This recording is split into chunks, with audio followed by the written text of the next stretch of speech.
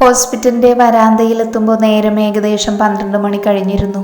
അവിടെവിടെയായി വണ്ടികൾ park ചെയ്തിരിക്കുന്നിടത്തേക്ക് Manu bike ധൃതിയിൽ park ചെയ്തിറങ്ങി. അല്ലിയെ ഹോസ്പിറ്റലിന്റെ വരാന്തയിൽ നിർത്തി അവൻ ബൈക്ക് പാർക്ക് ചെയ്ത് അവളെയും കൊണ്ട് അകത്തേക്ക് നടന്നു. മൈഥിലി എവിടെയാണ്? മനു ധൃതി പിടിച്ച് ചെവിയോട് ചേർത്തു. അച്ഛനെ മുറിയിലേക്ക് മാറ്റിയിട്ടുണ്ട്. അതുകൊണ്ട് തന്നെ മുറിയിലേക്കാണ് മനുവും അല്ലിയും വേഗം ചെന്നത്. മുറിയിൽ അച്ഛൻ്റെ അരികിൽ തന്നെ അമ്മയും മൈഥിലിയും ഇരിക്കുന്നുണ്ട്. അമ്മാവൻ മനുവിനെ കണ്ട മാത്രയിൽ ചേർത്ത് പിടിച്ച് അകത്തേക്ക് കൊണ്ടുപോയി.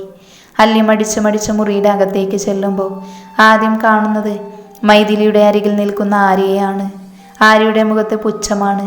അല്ലി ഓരത്ത് മാറി നിന്നു. മനു മയങ്ങിക്കിടക്കുന്ന അച്ഛൻ്റെ അരികിൽ ചെന്നിരുന്നു. അവൻ്റെ നോട്ടം തെറ്റിപ്പോലും ആര്യക്കരികിലേക്ക് ചെല്ലുന്നില്ല.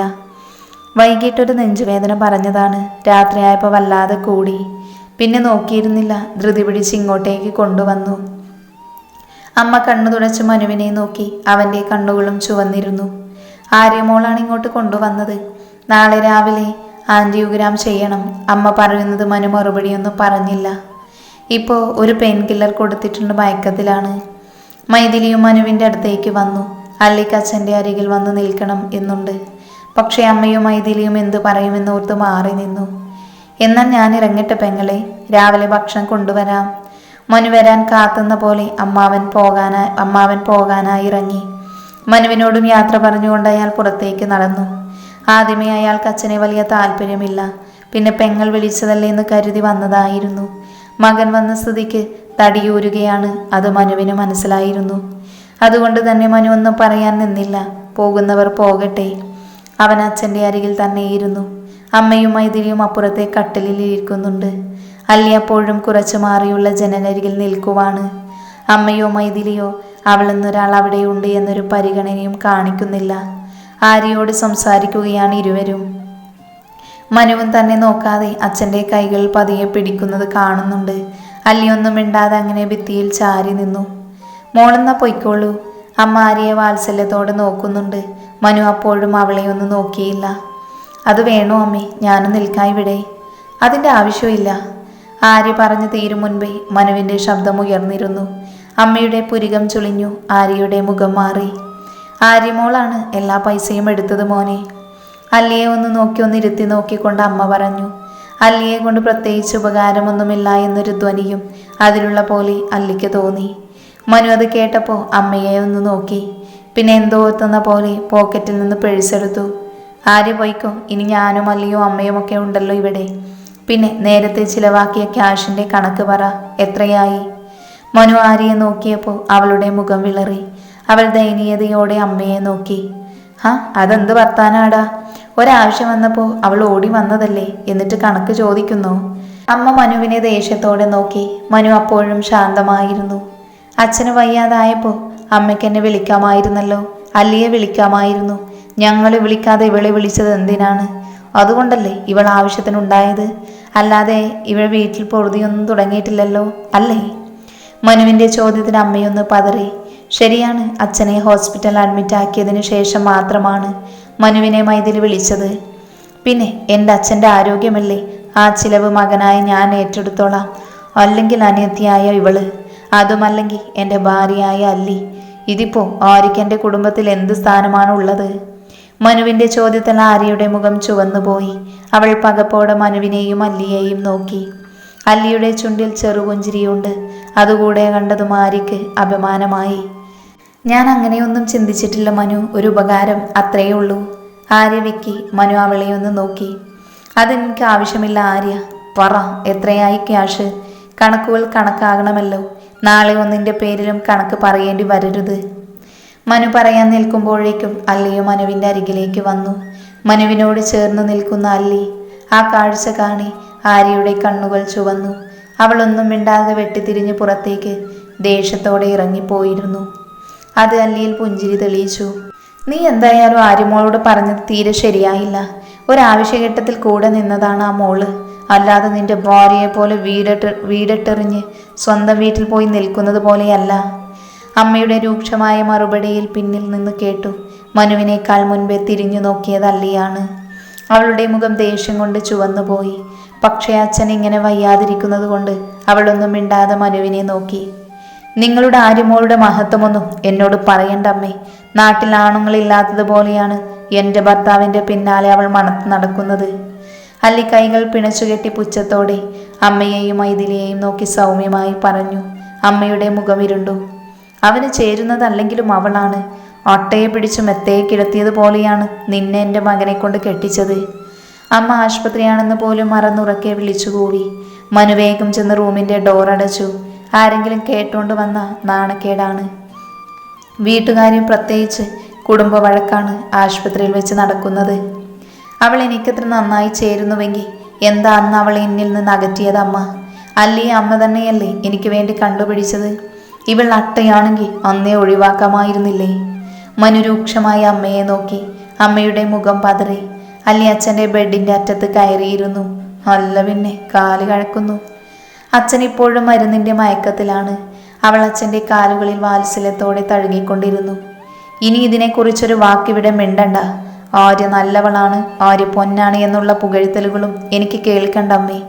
അതിന് അമ്മയായാലും പെങ്ങളായാലും എൻ്റെ അച്ഛൻ്റെ കാര്യങ്ങൾ നോക്കാൻ എനിക്കറിയാം.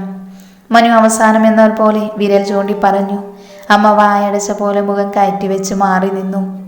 തലയണ മന്ത്രം അല്ലാതെന്താ? അമ്മ പിറപിറക്കുന്നത് അല്ലി വ്യക്തമായി കേട്ടു. ആര്യയുടെ കാശിനോടുള്ള അമ്മയുടെ ആർത്തിയേക്കാൾ ശക്തിയില്ല എൻ്റെ തലയണ മന്ത്രത്തിന്. അല്ലി അത് പറഞ്ഞുകൊണ്ട് എഴുന്നേറ്റു. മനുവാതിൽ ചാരി നിൽക്കുകയായിരുന്നു. ഞാൻ പുറത്തുണ്ടാവും മനുവേട്ട, എന്തെങ്കിലും ആവശ്യമുണ്ടെങ്കിൽ വിളിച്ചാൽ മതി. അത്രമാത്രം പറഞ്ഞുകൊണ്ടവൾ അവനെ മറികടന്ന് വാതിൽ തുറന്ന് പുറത്തിറങ്ങി. മനു അവളുടെ പോക്ക് കാണി തിരിഞ്ഞ അമ്മയെ രൂക്ഷമായി നോക്കി. കഷ്ടം, ഇതൊരു ആശുപത്രിയാണെന്നെങ്കിലും ഓർക്കാമായിരുന്നു എല്ലാവർക്കും. മനു ആരോടുന്നില്ലാതെ പറഞ്ഞു. അല്ലിറങ്ങി പോയതോടെ ഇനിയൊരു വാക്ക് തർക്കം വേണ്ടെന്ന പോലെ അമ്മ മുഖം തിരിച്ചിരുന്നതേ ഉള്ളൂ. മൈഥിലിയും ഫോണെടുത്ത് തോണ്ടിക്കൊണ്ടിരുന്നു. മനു കുറച്ചു നേരം അച്ഛൻ്റെ അരികിൽ വന്നിരുന്നു. പാവം നല്ല ഉറക്കത്തിലാണ്. പിന്നെ ഫോണെടുത്ത് പുറത്തേക്ക് പോയി. ഹോസ്പിറ്റൽ വരാന്തയിൽ അല്ലിയെ അന്വേഷിച്ച് നടക്കുവായിരുന്നു മനു. പുറത്ത് കുറച്ചാണുകൾ മാത്രം നിലത്ത് പായ വിരിച്ച് കിടക്കുന്നുണ്ട്. മനു ചുറ്റുമൊന്ന് കണ്ണോടിച്ചുകൊണ്ട് മുൻപോട്ട് നടന്നു. അവളെ കാണുന്നില്ല. ഫോൺ വിളിച്ചിട്ടോട്ട് കിട്ടുന്നുമില്ല. ടെൻഷനോടെ വരാന്തയിലൂടെ നടക്കുമ്പോഴാണ് ദൂരെ മാറിയുള്ള പാർക്കിങ്ങിൻ്റെ ഏരിയയിലായി തൂണിൽ ചാരി നിൽക്കുന്നവളെ കാണുന്നത്. മനു ധൃതിയിൽ അങ്ങോട്ട് നടന്നു. അല്ലി? അവൻ തോളിൽ പിടിച്ചു തിരിച്ചു നിർത്തി. അല്ലിയുടെ കണ്ണുകൾ ചുവന്നിട്ടുണ്ട്. കരഞ്ഞുവെന്നുറപ്പാണ്. ഞാൻ ഇവിടെയെല്ലാം നോക്കിയെന്നറിയുമോ? മനു അവളുടെ കൈകൾ പിടിച്ച് മുൻപോട്ട് നടന്നു. അല്ലി മുഖമൊന്ന് അമർത്തി തുടച്ചു. ശേഷം അവൻ്റെ പിന്നാലെ നടന്നു. എന്തോ കുറച്ചു നേരം ഒറ്റയ്ക്കിരിക്കണമെന്ന് തോന്നി. അവൾ പതിഞ്ഞ ശബ്ദത്തോടെ പറഞ്ഞു തീർത്തു. വീണ്ടും ഇരുവർക്കുമിടയിൽ മൗനം. ഒരു ബെഞ്ച് കണ്ടപ്പോൾ ഇരുവരും അവിടെ ചെന്നിരുന്നു. അമ്മയുടെ സ്വഭാവം നീ ആദ്യമായല്ലോ കാണുന്നത്. അത് കാര്യമാക്കേണ്ട അല്ലി. മനു അവളുടെ മുടിയിൽ പതിയെ വിരലോടിച്ചു. അല്ലി അതിന് ജീവനില്ലാത്ത പുഞ്ചിരി നൽകിയതേ ഉള്ളൂ. ശരിയാണ് മനുവേട്ട, എല്ലാം അറിയാം. പക്ഷെ ചില നേരത്ത് കൈവിട്ടു പോകില്ലേ? നമ്മൾ അത്രയ്ക്ക് മോശമാണോ എന്നൊരു ചിന്ത വന്നു പോകും. എല്ലാം തള്ളിക്കളഞ്ഞു നടക്കാൻ എന്തോ എനിക്ക് പറ്റാറില്ല. അതാണ് പലപ്പോഴും നമ്മൾ തമ്മിലുള്ള ഈ വഴക്കിനുള്ള കാരണം പോലും. അല്ലി പുഞ്ചിരിയോടെ മനുവിനെ നോക്കി. അതേ നിമിഷം തന്നെ മനു അവളെ നെഞ്ചോട് ചേർത്ത് പിടിച്ചു. അല്ലി ഞെട്ടി ചുറ്റുമൊന്ന് നോക്കി. ഇല്ല, ആരും തങ്ങളെ ശ്രദ്ധിക്കുന്നില്ല. ചിലർ നല്ല ഉറക്കത്തിലാണ്, ചിലർ ഉറക്കം തൂങ്ങിയിരിക്കുന്നു. നേരം 12 കഴിഞ്ഞിരിക്കുന്നു. ആരും നോക്കുന്നില്ല, പോരെ? മനു കുസൃതിയോടെ അവളെ നോക്കി. അല്ലി അപ്പോഴും മുഖം കൂർപ്പിച്ച് അവനെ നോക്കി. മനു കുനിഞ്ഞ് അവളുടെ നെറ്റിയിൽ ചുണ്ടുകൾ ചേർത്തു. അല്ലി ഞെട്ടി അവനെ നോക്കി. ശാസിച്ചു നിർത്തിയ കണ്ണുനീരിൻ്റെ ബാക്കിയൊരു തുള്ളി കവളിനെ തലോടി. എനിക്കമ്മ പറഞ്ഞ അട്ടയെ മതിയെന്നേ. അതിനാരൊക്കെ എന്തൊക്കെ പറഞ്ഞാലും മാറില്ല. ആ അട്ടയുടെ ചൊറിയും കൊണ്ട് കഴിയാൻ ഒരു പ്രത്യേക സുഖമാണ്. മനു പുഞ്ചിരിയോടെ പറഞ്ഞപ്പോൾ അല്ലിയിലും ചെറുപുഞ്ചിരി വിരിഞ്ഞു. അവൾ കൊച്ചു കുഞ്ഞിനെ പോലെ പതിഞ്ഞവൻ്റെ നെഞ്ചോരം ചേർന്ന് കിടന്നു. ഇനിയിപ്പോൾ ഇഷ്ടമില്ലെങ്കിൽ കൂടെ ഈ അട്ടയെ സഹിച്ചല്ലേ പറ്റുമോനെ? അല്ലിയൊടുവിൽ സ്വകാര്യം പോലെ പറയുന്നതിനോടൊപ്പം അവൻ്റെ ഇടുപ്പിൽ ഒരു നുള്ളും വെച്ചു കൊടുത്തു. ഇരുവരും പുഞ്ചിരിച്ചു. ആ പുഞ്ചിരി മതിയായിരുന്നു അവരുടെ പരിഭവം അലിഞ്ഞു മാറാൻ. പക്ഷേ അപ്പോഴും ഇരുവരും അറിഞ്ഞില്ല നാളെ അവർക്ക് വിധി കാത്തുവെച്ചത് മറ്റൊന്നാണെന്ന്. രാവിലെ തന്നെ അച്ഛനെ ആൻജിയോഗ്രാം ചെയ്യാനായി തിയേറ്ററിലേക്ക് മാറ്റിയിരുന്നു. മനുവിൻ്റെ കൂടെ അല്ലിയെയും കൂടി കണ്ടതോടെ അച്ഛൻ ഒരുപാട് സന്തോഷമായി. മുറിയിലേക്ക് കയറി വന്ന അല്ലിയെ കാണാൻ അച്ഛൻ പുഞ്ചിരിയോടെ അല്ലിയെ അരികിലേക്ക് വിളിച്ചു. അച്ഛൻ അല്ലിയെ വിളിക്കുന്നത് കണ്ടതും അമ്മയുടെയും മൈഥിലിയുടെയും മുഖമിരുണ്ടു. ഓ, തന്തൊക്കെ വയ്യാതെ കിടന്നാളും മരുമോളെ മതി. അമ്മ ആരും കേൾക്കാതെ പിറുപിറുത്തു. അല്ലിയോട് ഒരുപാട് സംസാരിച്ചു കഴിഞ്ഞാണ് അച്ഛനെ ടെസ്റ്റ് ചെയ്യാനായി കൊണ്ടുപോയത്. ടെസ്റ്റ് റിപ്പോർട്ടിൽ പറയത്തക്ക പ്രശ്നമൊന്നും കാണുന്നില്ല. ചെറിയ വേരിയേഷൻ ഉണ്ട്, അത് പക്ഷേ ബ്ലോക്ക് പോലെയൊന്നുമില്ല. അതുകൊണ്ട് തന്നെ മരുന്ന് കൃത്യമായി കഴിച്ചാൽ മാറാവുന്നതേ ഉള്ളൂ. സത്യം പറഞ്ഞ റിസൾട്ട് ഡോക്ടറുടെ വായിൽ നിന്ന് കേട്ടപ്പോഴാണ് മനുവിനും അല്ലിക്കും ആശ്വാസമായത്. പ്രത്യേകിച്ച് കുഴപ്പമൊന്നുമില്ലാത്തതുകൊണ്ട് തന്നെ അച്ഛനെ വീട്ടിലേക്ക് തിരിച്ചു പോകാൻ തീരുമാനിച്ചു. ആസിഫ് ഒരു വണ്ടി പറഞ്ഞു വിട്ടിരുന്നു. ആ കാറിലാണ് എല്ലാവരും ചേർന്ന് തിരിച്ചു വീട്ടിലേക്ക് പോയത്. അങ്ങോട്ട് നീങ്ങിയിരിക്കു കൊച്ചേ, ബാക്കിയുള്ളവർക്ക് ഇരിക്കാൻ സ്ഥലം വേണ്ടേ? അമ്മ കാറിൽ കയറി പൊതുങ്ങിയിരിക്കുന്ന അല്ലിയോടായി പറഞ്ഞു. അല്ലി അവരെ തുറിച്ചു നോക്കി. ഒപ്പം പതർച്ചയോടെ ഡ്രൈവറെയും നോക്കി. അയാൾ സ്ത്രീ സ്ഥലം ഉണ്ടായിട്ടും എന്തിനാണ് ഈ കുട്ടിയെ വഴക്ക് പറയുന്നതെന്ന മട്ടിൽ തങ്ങളെ തിരിഞ്ഞു നോക്കുകയാണ്. അല്ലി ദേഷ്യത്തോടെ അമ്മയെ ഒന്ന് നോക്കി. അവർ ചുണ്ടുകൂട്ടി പുച്ഛത്തോടെ അകത്തേക്ക് കയറി. മൈഥിലിയും കൂടെ കയറി ഡോറ് വലിച്ചടച്ചു. അമ്മയും മൈഥിലിയും ചേർന്ന് അല്ലിക്കരികിൽ സ്ഥലം കൊടുക്കുന്നില്ല. അല്ലി പുറത്തേക്ക് നോക്കി. മനു ബില്ലിംഗ് എല്ലാം സെറ്റ് ചെയ്തിട്ടേ വരികയുള്ളൂ. അച്ഛനെ കാറിൻ്റെ മുൻസീറ്റിൽ മനു കൊണ്ടിരുത്തിയിട്ടുണ്ട്. അല്ലി ഒന്ന് ചിന്തിച്ച ശേഷം ഡോറ് തുറന്ന് പുറത്തിറങ്ങി. നീ എങ്ങോട്ടാണ്? അല്ലി പുറത്തിറങ്ങുന്നത് കാണി മൈഥിലിയാണ് ചോദിച്ചത്. അല്ലി തിരിഞ്ഞ് താഴ്ന്നു കിടക്കുന്ന ഗ്ലാസ്സിലൂടെ അവരെയൊന്ന് നോക്കി. ഞാൻ മനുവേട്ടൻ്റെ കൂടെ വന്നോളാം, ഇതിൽ തള്ളിപ്പിടിച്ചിരിക്കുന്നതിലും നല്ലതാണ്. അല്ലിയുടെ മറുപടി കേട്ടതോടെ മൈഥിലിയുടെ മുഖം കറുത്തു. എന്നാൽ അത് വേണ്ട, നീ കയറ്, ഞാൻ പോന്നോളാം മനുവേട്ടൻ്റെ കൂടെ. മൈഥിലി വാശിയോടെ കാറിൽ നിന്നിറങ്ങി. അല്ലി അവളെ ഒന്ന് നോക്കി. സത്യത്തിൽ ചിരിയാണ് വരുന്നത്. അവളുടെ വിചാരം ഒരു ബൈക്ക് യാത്രയിൽ ഞങ്ങൾ കുഞ്ഞിനെ ഉണ്ടാക്കുമെന്നാണ്. അല്ലി കൈകൾ പിണച്ചുകെട്ടി പുഞ്ചിരിയോടെ മൈഥിലിയെ നോക്കി. അതേസമയം തന്നെയാണ് മനു ബില്ലിയെല്ലാം സെറ്റിൽ ചെയ്ത് കാറിൻ്റെ അടുത്തേക്ക് വരുന്നത്. മനു വരുമ്പോൾ കാണുന്നത് കാറിൽ കയറാതെ നിൽക്കുന്ന അല്ലിയെയും മൈഥിലിയെയുമാണ്. മനുവിൻ്റെ പുരികം ചുളിഞ്ഞു. എന്താണ് കാറിൽ കയറാത്തത്? പോവണ്ടേ? മനു ഇരുവരെയും നോക്കിക്കൊണ്ട് ചോദിച്ചതും മൈഥിലി എന്തോ പറയാനായി ആഞ്ഞു. കാറിൽ തിങ്ങിയിരിക്കുന്നത് കണ്ടപ്പോൾ ഞാൻ മനുവേട്ടൻ്റെ കൂടെ വരാമെന്ന് പറഞ്ഞിറങ്ങിയതാണ്. അപ്പോഴേക്കും നിങ്ങളുടെ പെങ്ങളും ഇറങ്ങി വന്നിരിക്കുന്നു. അവളുടെ വിചാരം നമ്മൾ നേരെ ഹണിമൂൺ പോവുകയാണെന്നാണ്. അല്ലി ചെറുചിരിയോടെ പറയുന്നത് കേൾക്കെ മൈഥിലിയുടെ മുഖം ഒന്നുകൂടെ ചുവന്നു. അല്ലി പരിഹസിക്കുകയാണ്. മൈഥിലി പല്ലിറുമ്മി. വെറുതെ സീനുണ്ടാക്കാതെ നീ വണ്ടിയിൽ കയറും മൈഥിലി. മനു അല്ലിയുടെ വാക്ക് കേൾക്കെ ഗൗരവത്തോടെ മൈഥിലിയെ നോക്കി. മൈഥിലി വാശിയോടെ മനുവിനെ നോക്കി. ഏട്ടൻ എന്നെക്കാളും ഇവളെയാണോ ഇഷ്ടം? മൈഥിലി നിന്ന് വിറച്ചു. അതൊരു ആശുപത്രിയാണെന്ന് പോലും അവൾക്കപ്പോൾ ഓർമ്മയില്ല. അല്ലി എന്നെ കളിയാക്കി, അത് മാത്രമാണ് മൈഥിലിക്ക് പ്രശ്നം. അതുകൊള്ളാം, നിന്റെ ഭർത്താവിന് നിന്നെയല്ലേ ഏറ്റവും കാര്യം. അതുപോലെ തന്നെയാണിത്. പിന്നെ വാശിക്ക് നിൽക്കുകയാണെങ്കിൽ ഓട്ടോ വിളിച്ച് വരേണ്ടി വരും എൻ്റെ മോള്. നിന്റെ കെട്ടിയോൻ ഗൾഫിൽ നിന്ന് നാട്ടിൽ വരുമ്പോൾ മതി ഇങ്ങനത്തെ വാശിയൊക്കെ. ഇപ്പോൾ വാശി പിടിക്കേണ്ട സന്ദർഭമല്ല. മനു ശബ്ദം മുറുക്കി തന്നെയാണ് പറഞ്ഞത്. ശേഷം ഡ്രൈവർക്ക് വീട്ടിലുള്ള സ്ഥലം പറഞ്ഞു കൊടുത്തു. എന്നിട്ട് ബൈക്കിൻ്റെ അരികിലേക്ക് നടക്കാനായി തിരിഞ്ഞു. വാ അല്ലി, നമുക്ക് ബൈക്കിൽ പോകാം. അല്ലിയുടെ കൈകൾ മനു പിടിച്ചുകൊണ്ട് മുന്നോട്ട് നടന്നു. മൈഥിലിയുടെ മുഖത്തടിയേറ്റതുപോലെ ആയിരുന്നു അത്. അവൾ ദേഷ്യത്തോടെ പല്ല് ഞെരിച്ചുകൊണ്ട് വീണ്ടും കാറിൽ കയറി. പതിവ് പോലെ ആശ ഡാൻസ് ക്ലാസ്സും കഴിഞ്ഞ് വഴിയോരത്തോടെ നടക്കുമ്പോഴാണ് അരികു ഭാഗത്തെ അരളിമരത്തിൻ്റെ ചുവട്ടിൽ ഒരു ഇലക്കീറിൽ വെച്ചിരിക്കുന്ന ഒരു പിടി ഞാവൽ പഴങ്ങൾ കാണുന്നത്. കണ്ട മാത്രയിൽ ആശയുടെ മുഖം ചുവന്നുപോയി. കള്ളത്തെമ്മാടി, ഇവിടെ എവിടെയോ ഉണ്ട്. അതാണിപ്പോൾ ഇവിടെ ഞാവൽ പഴം. അവൾ മനസ്സിലോർത്ത് ചുറ്റും നോക്കി. പക്ഷേ വിച്ചുവിനെ എവിടെയും കാണുന്നില്ല. അതേസമയം മേഘയെ ബൈക്കിൽ ചേർത്ത് പോയിരുന്ന വിച്ചുവിൻ്റെ മുഖവും അവൾക്ക് ഓർമ്മ വന്നു. അവളുടെ മുഖമൊന്ന് മങ്ങിയെ രേവതി ശ്രദ്ധിച്ചു. എന്താണ് മുഖത്തൊരു വാട്ടം? രേവതി ആശയുടെ തോളിലൊന്ന് തട്ടിക്കൊണ്ട് ചോദിച്ചപ്പോൾ ആശ പതർച്ചയോടെ മുഖം വിടർത്തി. എനിക്കെന്ത് മാറ്റം? ഒന്ന് പോടി. രേവതിയെ നോക്കി ആശ ചുണ്ടുകൂട്ടി. രേവതി ഊവ് എന്ന് മനസ്സിലായെന്ന മട്ടിൽ നന്നായൊന്ന് തലയാട്ടിക്കൊടുത്തു. ദേ, ഇന്നുണ്ടല്ലോ ഞാവൽ പഴം. രേവതി കണ്ണുകൊണ്ട് അരളിച്ചോട്ടിലേക്ക് കാണിച്ചപ്പോൾ ആശ ചുണ്ടുകൂട്ടി. ഞാവൽ പഴത്തിനോട് അത്രയ്ക്ക് കൊതിയുണ്ടെങ്കിൽ നീ തന്നെ കുത്തിയിരുന്ന് തിന്ന്. ആശ മുഖം വീർപ്പിച്ചു. അപ്പോഴാണ് രേവതി പിന്നിലായി വരുന്ന വിച്ചുവിനെ കാണുന്നത്. അവനെ കണ്ടതും രേവതി ചിരിയോടെ ആശയെ നോക്കി. എവിടെ അവൾ? വിച്ചു വന്നതൊന്നും കണ്ടിട്ടില്ല. വിച്ചു മിണ്ടരുതെന്ന പോലെ ചൂണ്ടുവിരൽ ചുണ്ടിന് കുറുകെ വെച്ചുകൊണ്ട് രേവതിയെ നോക്കി. രേവതി പുഞ്ചിരിയോടെ തലയാട്ടി ഒന്നുകൂടെ തലചരിച്ച് ആശയെ നോക്കി. അവൾ വേറേതോ ആലോചനയിലാണ്. അവൻ മുണ്ടു മടക്കി കുത്തി ആശയുടെ അരികിലേക്ക് നടന്നു. എന്താണ് ആശക്കുട്ടി? മുഖത്തൊരു വാട്ടം. ആരെയോ കാണാത്തതിൻ്റെ വിഷമം പോലെ. വിച്ചു മീശ പിരിച്ചുകൊണ്ട് അവളുടെ മുഖത്തേക്ക് മുഖം അടുപ്പിച്ചുകൊണ്ട് ചോദിച്ചു. ആശ ഞെട്ടലോട് അവനെ നോക്കി. തൊട്ടരികിൽ തന്നോട് ചേർന്ന് നിൽക്കുന്നവനെ പതർച്ചയോടെ നോക്കി അവൾ. കണ്ണൊന്ന് വിടർന്നു. അവളുടെ തോൾ അവനോട് തൊട്ടപ്പോൾ ഒന്ന് വിറച്ചുപോയി. പെട്ടെന്ന് മേഘയുടെ കൂടെ ബൈക്കിലിരുന്ന വിച്ചുവിനെ ഓർമ്മ വന്നു. സന്തോഷം മാറി, കണ്ണുകൾ കുറുകി. തന്നോട് തൊട്ടുരുമെന്ന് അവൻ്റെ കൈക്കിട്ട് നല്ലൊരു തള്ളു വെച്ചു കൊടുത്തു. പോടോ വായി നോക്കി. അവൻ്റെ അപ്പൂപ്പൻ്റെ ഒരു ഞാവൽ പഴം.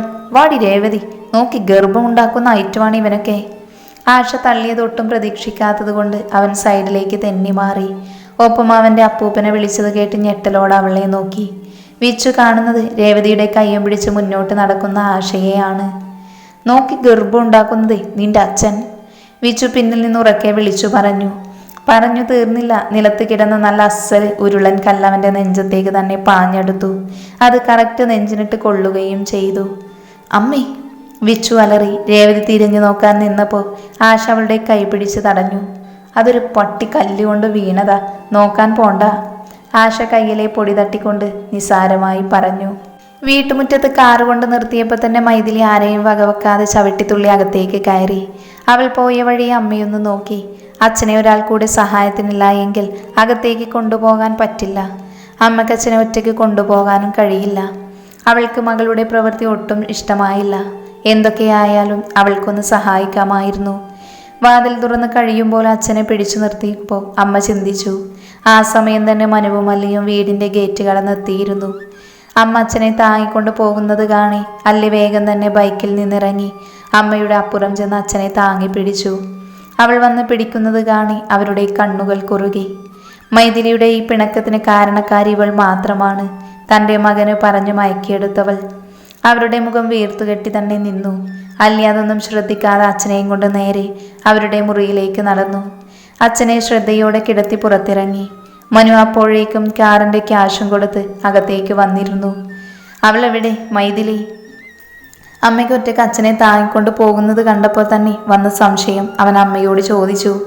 നിന്റെ ഭാര്യ കാരണം എൻ്റെ മകൾ പിണക്കത്തിലാണ്. അവർ മനുവിനോട് നേരെ ചൂടായി. മനു സംശയത്തോടെ അല്ലിയെയും അമ്മയെയും മാറി മാറി നോക്കി. ഹോസ്പിറ്റൽ വെച്ച് നടന്ന കാര്യം അവൻ അത്ര കാര്യമാക്കി എടുത്തിരുന്നില്ല. മനസ്സിലായില്ലേ മനുവേട്ട? മനുവേട്ടൻ്റെ കൂടെ ബൈക്കിന് വരാൻ കഴിയാത്തതിലുള്ള പിണക്കം. അല്ലി പുച്ഛത്തോടെ ചിരിച്ചുപോയി. അമ്മ അവളെ കലിയോടെ നോക്കി. മനുവിൻ്റെ മുഖം ചുവന്നുപോയി. അത്ര നിസാര കാര്യത്തിനാണോ അവൾ അച്ഛനെ വരെ അവഗണിച്ചു കയറിപ്പോയത്? വല്ലാത്ത മനസ്സ് തന്നെ.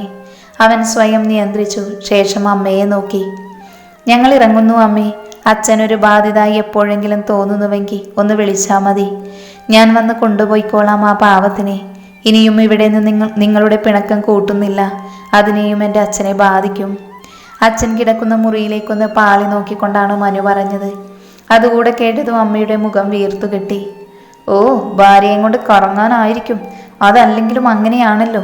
മക്കൾ വളർന്നു കഴിഞ്ഞ മാതാപിതാക്കൾ വെറും കറിവേപ്പിലകൾ. അമ്മ കരഞ്ഞോണ്ട് മൂക്ക് പിഴിഞ്ഞു. അല്ലി അതൊന്നും കേൾക്കാൻ താല്പര്യമില്ലാത്തതുപോലെ അവരുടെ വാക്കുകൾ പാടെ അവഗണിച്ചുകൊണ്ട് അച്ഛൻ്റെ മുറിയിലേക്ക് ചെന്നു. കണ്ടോ, ഞാൻ പറയുന്നതൊന്ന് കേൾക്കാൻ പോലും നിന്റെ ഭാര്യയ്ക്ക് നേരമില്ല, തന്നിഷ്ടക്കാരി. അമ്മ പുലമ്മിക്കൊണ്ടിരുന്നു. മനു തലവേദന പോലെ നെറ്റി തടവി. വീട്ടിൽ നിന്നിറങ്ങി പോകും മുൻപ് ഒരു പ്രശ്നം വേണ്ട എന്നതുകൊണ്ട് മാത്രമാണ് മിണ്ടാതെ നിൽക്കുന്നത്. പെറ്റമ്മയായി പോയില്ലേ? മനു അച്ഛൻ്റെ മുറിയിലേക്ക് ചെല്ലുമ്പോൾ അച്ഛൻ പുഞ്ചിരിയോടെ അല്ലിയുടെ കൈകളിൽ മുറുക്കെ പിടിച്ചിട്ടുണ്ട്. ധൈര്യമായി പൊയ്ക്കോ മോളെ, എനിക്കൊന്നുമില്ല. ഇവിടെ നിന്ന് രണ്ടും കൂടെ കുടിക്കുന്ന വെള്ളത്തിന് സമാധാനം തരില്ല. അച്ഛൻ തളർന്ന സ്വരത്തിൽ പറഞ്ഞതും അല്ലി നിറഞ്ഞ കണ്ണുകളോടെ മനുവിനെ നോക്കി. അവൾക്ക് അച്ഛൻ്റെ കൂടെ കുറച്ച് ദിവസം നിൽക്കണമെന്നുണ്ട്. അച്ഛനെ പരിപാലിക്കണമെന്നുണ്ട്. പക്ഷേ സാഹചര്യം ഒരു കാഴ്ചക്കാരിയായി മാത്രം നിർത്തുകയാണ്. ചെല്ലുമോളെ. അച്ഛൻ യാത്രയാക്കി. മനുവും മല്ലിയും യാത്ര പറഞ്ഞുകൊണ്ട് പുറത്തിറങ്ങി. ഉമ്മറത്ത് അമ്മയിരിപ്പുണ്ട്. മുഖം തെളിച്ചമില്ല. അല്ലെങ്കിലും ഈ മുഖം എന്നാണൊന്ന് തെളിഞ്ഞിരിക്കുന്നത് അവൾ മനസ്സിലോർത്തു. കഴിഞ്ഞു സ്നേഹപ്രകടനം. അല്ലി ഉമ്മറത്തേക്ക് വന്നപ്പോൾ അമ്മ പുച്ഛിച്ചു. അല്ലിയുടെ കേൾക്കാത്ത മട്ടിൽ പുറത്തേക്കിറങ്ങി. മനു മൈഥിലിയെ കാണാൻ പോയതാണ്. അങ്ങനെ ഇപ്പോൾ നല്ല പിള്ള ചമഞ്ഞിരിക്കേണ്ടവൾ നല്ലത് കൊടുത്തിട്ട് വരാമെന്ന് പറഞ്ഞു പോയതാണ്. എന്താടി ചോദിച്ചത് കേട്ടില്ലേ നീ? എന്തിനാ ഇത്ര സങ്കടം? ഇനി നിന്നെ അങ്ങേരെ കുറെ കാലം വെച്ചോണ്ടിരുന്നതാണല്ലോ. അമ്മ പിന്നിൽ നിന്ന് ചോദിക്കുന്നത് കേട്ടതും അല്ലിയുടെ മുഖം വിവർണമായി. അവൾ വെട്ടിത്തിരിഞ്ഞ് അവരുടെ മുഖത്തിനിട്ട് കൈനീട്ടിയൊന്ന് കൊടുത്തു. അപ്രതീക്ഷിതമായതുകൊണ്ട് അവർ പിന്നിലേക്ക് വേച്ചുപോയി. പകപ്പോടെ അവർ നോക്കുമ്പോൾ ചുവന്ന് കലങ്ങിയ മുഖത്തോടെ കലിയടങ്ങാതെ നിൽക്കുന്ന അല്ലി. അവർ ഉമിനീറിറക്കിപ്പോയി. മിണ്ടരുത് നിങ്ങൾ. ഈ വൃത്തികെട്ട നാവ് കൊണ്ട് ഇനി എന്തെങ്കിലും മിണ്ടിയ നാവ് അരിഞ്ഞു കളയും ഈ അല്ലി. അവൾ വിരൽ ചൂണ്ടി അവരെ ദഹിപ്പിക്കും വിധം നോക്കി. അയ്യോ എടാ മനുവേ, നിന്റെ ഭാര്യ എന്നെ കൊല്ലാൻ വന്നേ. അവർ നെഞ്ചത്തടിച്ചു വാവിട്ട് കരഞ്ഞു. അല്ലി അത് ശ്രദ്ധിക്കാതെ വെട്ടിത്തിരിഞ്ഞ് പുറത്തേക്ക് ഇറങ്ങിപ്പോയി. ശബ്ദം കേട്ടു വന്നു നോക്കുന്ന മനു കാണുന്നത് നിലത്ത് കിടന്ന് കരയുന്ന അമ്മയെയാണ്. അല്ലിയെ നോക്കുമ്പോൾ അവൾ ഗേറ്റ് കടന്നു പോയി കഴിഞ്ഞിരിക്കുന്നു. മനു അമ്മയെ ചൂഴ്ന്നു നോക്കിയ ശേഷം അവരോട് കൂടുതലൊന്നും ചോദിക്കാതെ വേഗം തന്നെ ബൈക്കെടുത്ത് അല്ലിയുടെ പിന്നാലെ പോയി. തള്ളയെ കൊന്നാലും അവനവൻ്റെ കെട്ടിയോളം മതി. അവരത് കാണി ആരോടൊന്നില്ലാതെ വിളിച്ചു കൂവിക്കൊണ്ടിരുന്നു. ചേട്ടാ, 1/2 കിലോ മിച്ചർ. പതുക്കെ പറഞ്ഞാൽ മതി കൊച്ചേ, ചെവി അടിച്ചു പോകുമല്ലോ. കടയുടെ മുതലാളി ഏതോ കസ്റ്റമറോട് വിളിച്ചു പറയുന്നത് കേൾക്കെയാണ് അജിത്ത് തലയിട്ട് ആരാണതെന്ന് നോക്കിയത്. അജിത്ത് നോക്കുന്നത് കാണി ആവണി ഷോളിൻ്റെ തുമ്പ് ഒന്നുകൂടെ വിരലിട്ട് കറക്കി അവനെ നോക്കി നന്നായി ഒന്ന് ചിരിച്ചു കാണിച്ചു. ഈ കുരുപ്പ് ഇവിടെയും വന്നു. അജിത്ത് പെരുപുറത്തുകൊണ്ട് തിരിഞ്ഞു വീണ്ടും പണിയിലേർപ്പെട്ടു. ഏയ് ചേട്ടാ, ആ ഹൽവയ്ക്ക് എന്താ വില? ആവണി വേഗം അജിത്തിൻ്റെ അരികിലേക്ക് ഓടിച്ചെന്ന് അവൻ്റെ അടുത്ത് വെച്ചിരിക്കുന്ന ഹൽവയിലേക്ക് വിരൽ ചൂണ്ടി ചോദിച്ചു. കിലോക്ക് 300. അജിത്ത് വലിയ താല്പര്യമൊന്നുമില്ലാതെ പറഞ്ഞു. വല്ലാത്ത അറിവ് തന്നെ. ആവണി വില കേൾക്കെ മൂക്കത്ത് വിരൽ വെച്ചു. ഇവളെന്നെ നാണം കെടുത്തും, അജിത്ത് മനസ്സിലോർത്തു. ഇവിടെ നല്ല പഞ്ചസാര മിഠായി ഉണ്ടെന്ന് കേട്ടല്ലോ, ഉണ്ടോ ചേട്ടാ? ആവണി പ്രത്യേക താളത്തിൽ അജിത്തിനെ നോക്കി ചോദിച്ചതും അജിത്ത് അവളെ കൂർപ്പിച്ചു നോക്കി. ഒപ്പം തലചരിച്ച് മുതലാളിയെ നോക്കി. അയാൾ ശ്രദ്ധിക്കുന്നില്ല, മറ്റെന്തോ പണിയിലാണ്. അത് കാണി അജിത്ത് ആവണിക്കരികിലേക്ക് ഒന്നുകൂടെ ചേർന്ന് നിന്നു. ഷുഗറിൻ്റെ അസുഖമുള്ളവർക്ക് പറ്റിയ ഐറ്റം ഉണ്ട്, കാണിച്ചു തരാം. അജിത്ത് അവളുടെ അതേ താളത്തിൽ പറഞ്ഞ് അവളുടെ ചെവിയിൽ പിടിമുറുക്കിയതും മുതലാളി തിരിഞ്ഞു നോക്കിയതും ഒരുമിച്ചായിരുന്നു. മുതലാളി കണ്ടതും അവൻ പതർച്ചയോടെ വേഗം കൈമാറ്റി. എന്താ അജിത്തെ, ആ കുട്ടിക്ക് എന്താണ് വേണ്ടത്? മുതലാളി ഗൗരവത്തോടെ ചോദിച്ചു. ആവണി അങ്ങനെ ചോദിക്ക് കുമാരേട്ട എന്ന മട്ടിൽ മുതലാളിയെ നോക്കി തലകുലുക്കി. നല്ല എരിവുള്ള മിച്ചറാണത്ര വേണ്ടത്, തൊട്ടാൽ അണ്ണാക്ക് എരിയണം പോലും. അജിത്ത് ഒന്ന് അമർത്തി നോക്കിക്കൊണ്ട് പറഞ്ഞതും ആവണി ചുണ്ട് മലർത്തി കാണിച്ചു. മുതലാളി അത് കേട്ടതും നീ എടുത്ത് കൊടുക്കെന്ന് പറഞ്ഞ് അടുത്ത കസ്റ്റമറെ നോക്കാനായി പോയി. മുതലാളി മാറിയെന്ന് കണ്ടതും അജിത്ത് ആവണിയുടെ കൈകൾ പിടിച്ചു തിരിച്ചു. അജിത്തേട്ട, വേദനിക്കുന്നു കേട്ടോ. ആവണി കൈവലിച്ചുകൊണ്ട് പതിയെ പറഞ്ഞു. നീ എന്താടി കുരുട്ടെ ഇവിടെ? അജിത്ത് അവളെ നോക്കി കണ്ണുരുട്ടി. ആവണി നാണം വരുത്തിക്കൊണ്ട് അവനെ നോക്കി. അത് പിന്നെ ഇടയ്ക്ക് കടയൊക്കെ കണ്ടു വെക്കുന്നത് നല്ലതല്ലേ? വരാം, ദേ ഇങ്ങനെ ചൊറിയാം. അജിത്തിൻ്റെ ഷർട്ടിലൂടെ അവൾ പറയുന്നതിനോടൊപ്പം വിരലുകൾ കൊണ്ടൊന്ന് ചൊറിഞ്ഞു കൊടുത്തു. അജിത്ത് അവളെ കലിപ്പിൽ നോക്കി. അതേസമയം തന്നെയാണ് കടയിലേക്ക് മറ്റൊരു കസ്റ്റമർ കയറി വന്നത്.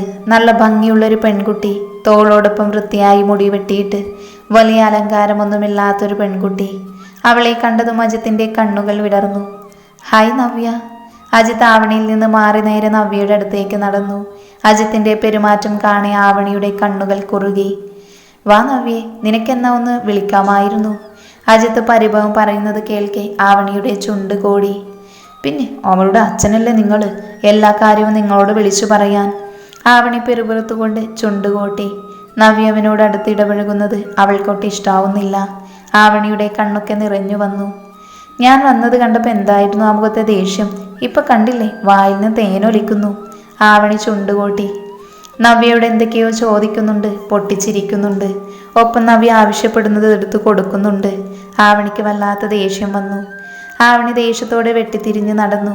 ഒപ്പം വാങ്ങിച്ച മിച്ചറുള്ള പൈസ മുതലാളിയുടെ കയ്യിൽ ഏൽപ്പിക്കുകയും ചെയ്തു. ഇനി എന്തെങ്കിലും വേണോ മാഡം? അയാൾ തന്നെ നോക്കി ചോദിക്കുന്നത് കണ്ടപ്പോൾ ഒന്നുകൂടെ കലി കയറി. അവളെ തുറിച്ചു നോക്കി. കുറച്ച് ചാണകം കിട്ടുമോ ഇവിടെ? ഇല്ലല്ലോ, എന്നാൽ പിന്നെ മിണ്ടാതിരിക്കടോ. ആവണി അയാളെ നോക്കി പുച്ഛത്തോടെ പറഞ്ഞൊരു വട്ടം കൂടെ നവ്യയെയും അജിത്തിനെയും നോക്കി. വലിയ വർത്തമാനമാണ് രണ്ടും കൂടെ. ഇവർക്കിതിന് മാത്രം എന്താണ് പറയാനുള്ളത്? ആവണി ചവിട്ടിക്കുലുക്കി പുറത്തേക്ക് ഇറങ്ങിപ്പോയി. അജിത്ത് ആവണിയുടെ പോക്ക് കാണെ ചിരി കടിച്ചു പിടിച്ചു. വല്ലപ്പോഴുമേ ഇങ്ങനെ വാലുമുറിഞ്ഞതുപോലെയുള്ള കാഴ്ച കാണാൻ കഴിയുകയുള്ളൂ. അവളുടെ പോക്ക് കാണെ അവൻ മനസ്സിലോർത്തു.